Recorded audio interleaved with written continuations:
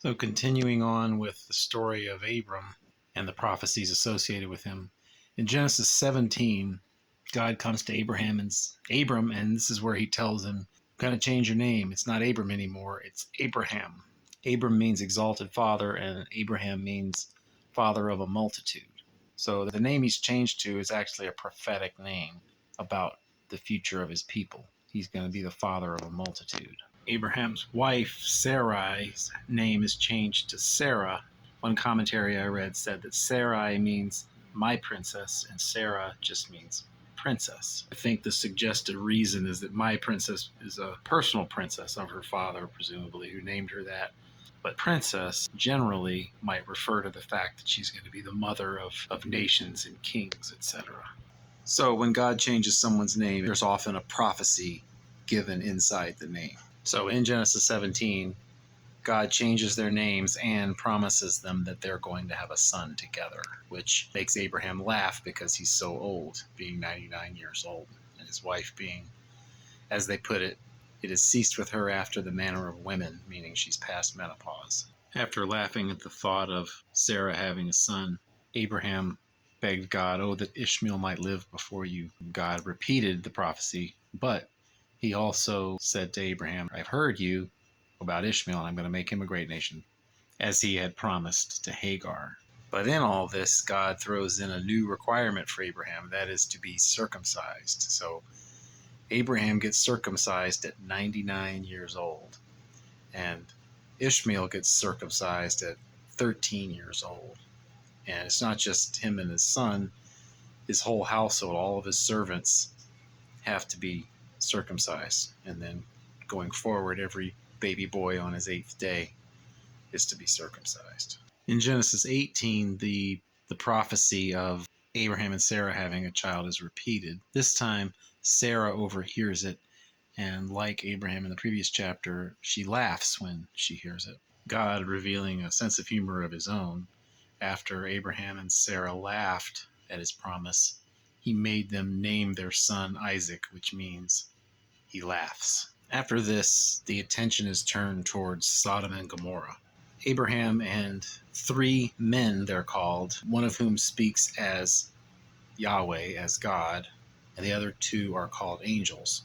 We'll probably come back to this appearing of God to Abraham in a later video on another subject. For now, we'll just say there's 3, quote, men, one of whom speaks as Yahweh and 2 of whom are called angels, who are walking out with Abraham, and the one who speaks as Yahweh tells Abraham, "Going down to Sodom and Gomorrah and see if it's really as horrible as the cry that's come up to me." That's how it's put to Abraham. And we'll find out. Now, Abraham clearly knew that Sodom and Gomorrah was a bad place because he knew that destruction was going to be coming. So he took it upon himself to challenge God and say, "You're going to kill the righteous with the wicked?" And there's an interesting negotiation that Abraham does with God, starting with, if there's 50 righteous people, I'll spare the whole place on account of the 50 righteous. And Abraham negotiates that down to 10. If there's 10 righteous, I'll spare the place for the sake of the 10.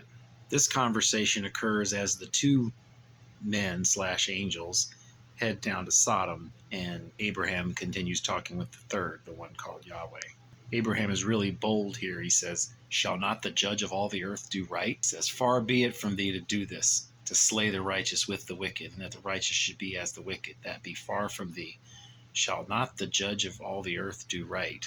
Very courageous on Abraham's part, and God allows him to negotiate it down to 10. So that's ultimately the prophecy here. If there's 10 people who are righteous, I'll spare the whole place for the sake of the 10. If there's not 10, it doesn't actually state this, but it's implied that destruction is coming. Chapter 19 is the story of the 2 angels visiting Lot and telling him that the Lord has sent us to destroy this place, which of course means he didn't find 10 righteous in the city, which of course God knew to begin with. So Sodom and Gomorrah are about to be wiped out. We'll discuss this chapter more at a later date, as the prophecy here is simply that the 2 angels tell Lot, "We're going to destroy this place. Get out. Get out now. Leave, and don't look back." There's some really awful stuff in this chapter, some of which probably comes from the morality of Sodom and Gomorrah itself. Other of it probably comes from the high value placed on hospitality at that time in that place.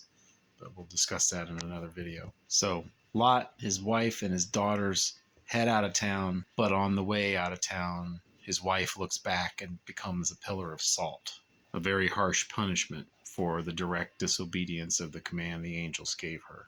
So God didn't find 10 people there who were righteous, but he gave Abraham's family every opportunity to get out of there.